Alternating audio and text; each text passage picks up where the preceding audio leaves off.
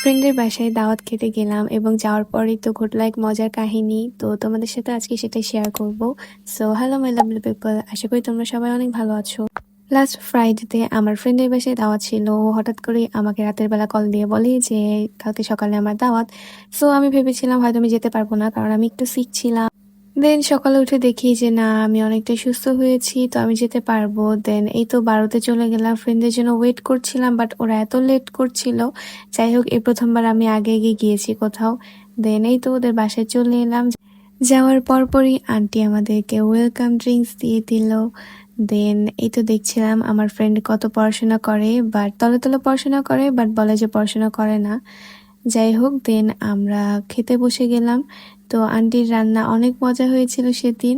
দেন আমরা একটু গল্প করে ভাবলাম যে ছাদে যাই। তো এই যে শুরু হয়ে গেল সবার সাজুগুজু। দেন আমরা সাজগোজ করে চলে গেলাম ছাদে কিছু ছবি তোলার জন্য। আর ফ্রেন্ডরা একসাথে হলে, স্পেশালি মেয়েরা, ছবি তুলবে না সেটা তো কখনোই হয় না। দেন আমরা ছাদে গিয়েছিলাম একটা দুইটা ছবি তোলার জন্য, বাট আমরা 100টা রিলস বানাই অ্যান্ড একটাও আপলোড দিই না। তো তোমরা কে কে এমন করো আমাকে জানাতে পারো। দেন যাওয়ার পর দেখি এত রোদ ছিল ছাদে, অ্যান্ড আমরা 100টার উপরে রিলস বানাই, বাট একটাও আপলোড দেইনি। বাট সেদিন আসলে সবাই একসাথে হয়ে ভালো লাগছিল। আর ওই দিনের আকাশটা জাস্ট ওয়াও। দেখো তোমরা, এত সুন্দর আকাশ ছিল।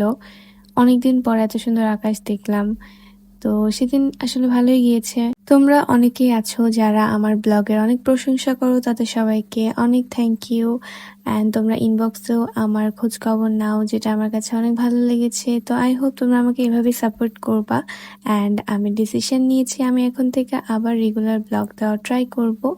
সো আজকের ভিডিও এই পর্যন্তই। টাটা সবাইকে।